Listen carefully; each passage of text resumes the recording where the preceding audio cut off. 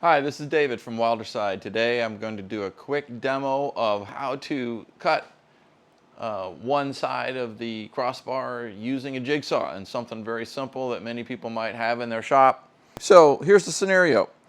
Imagine this is your crossbar. It's been cut at an angle on the left side, and now you're ready to cut a matching angle at the other side in order to create the V.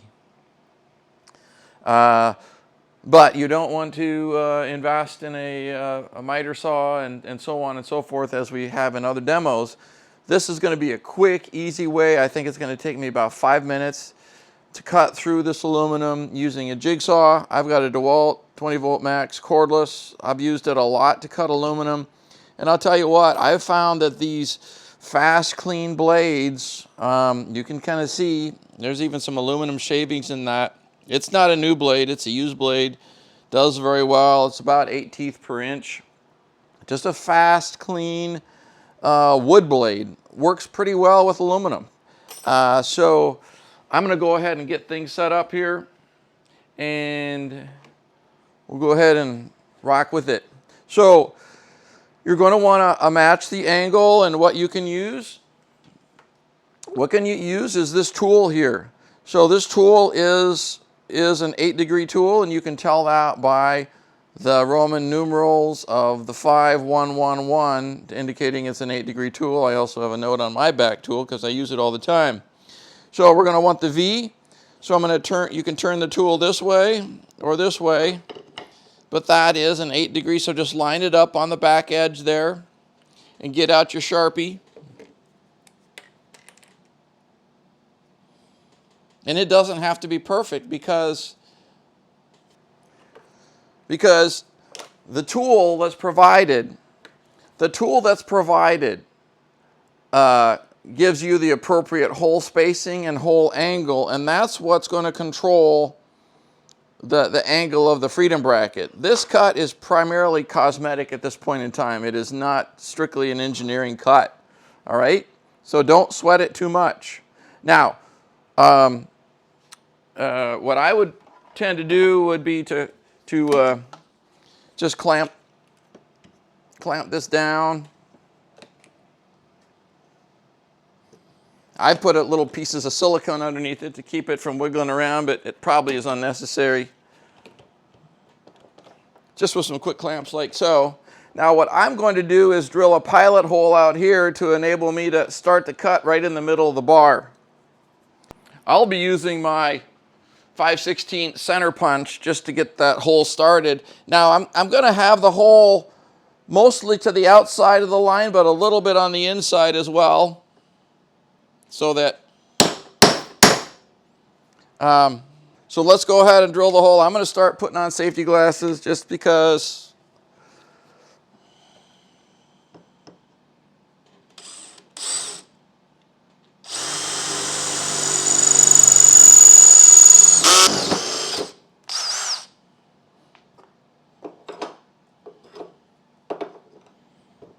I'm going to use this just to get an approximately vertical hole as a guide.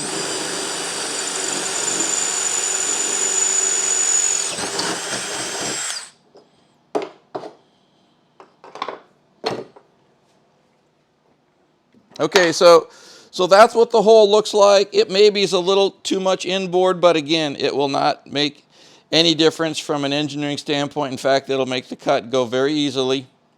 All right. So what we're going to do is, I like to put the blade in before I put the battery pack on, for probably pretty obvious reasons. I don't use this tool that often, but let's just get the job done. It's going to go in here, start in the middle, and go out one way. Oh, by the way, I've got this set to 0. I'm going to have the orbital function starting it at 1.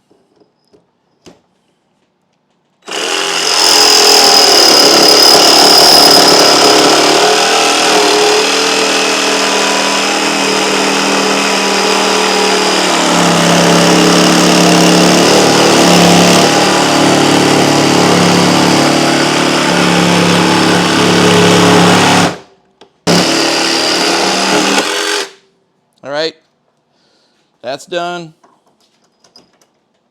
That last cutting through the web, and this is not a new blade, by the way. Yours will probably work better than this.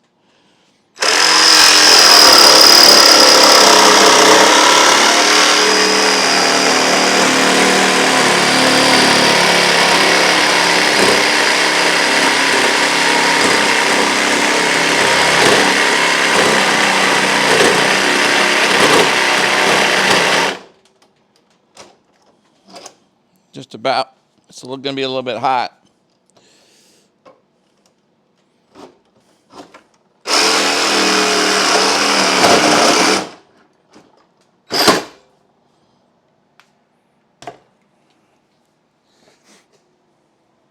You can just pry that off if there's just that little bit of edge there, and then file it off too.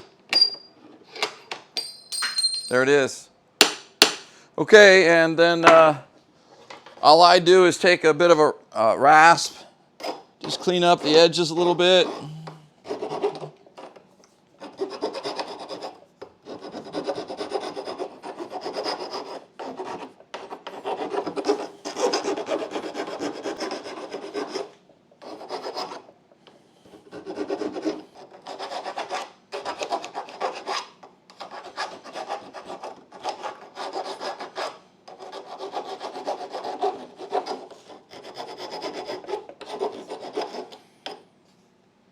I'm going to call that good.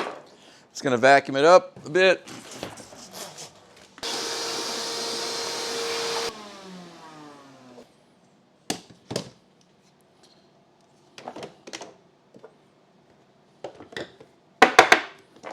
So that's what the edge looks like. And then you're going to just put the crossbar tool on like so and drill the holes. You can see that's what it's going to look like at the end. And I'll just go ahead and do that real quick. Basically going to cut it.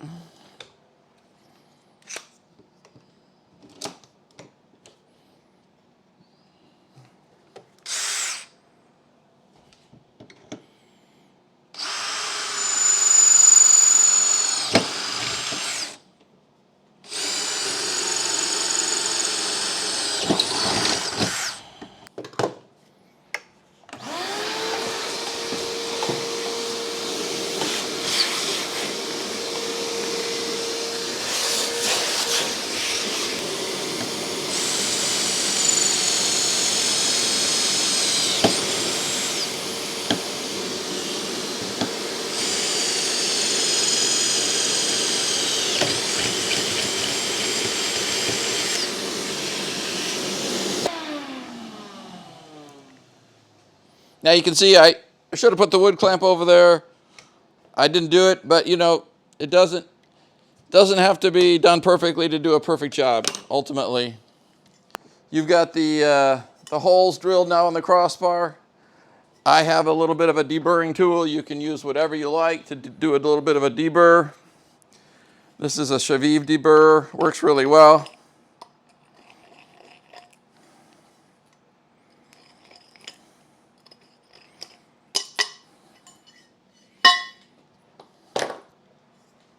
We'll go get an 8-degree end cap.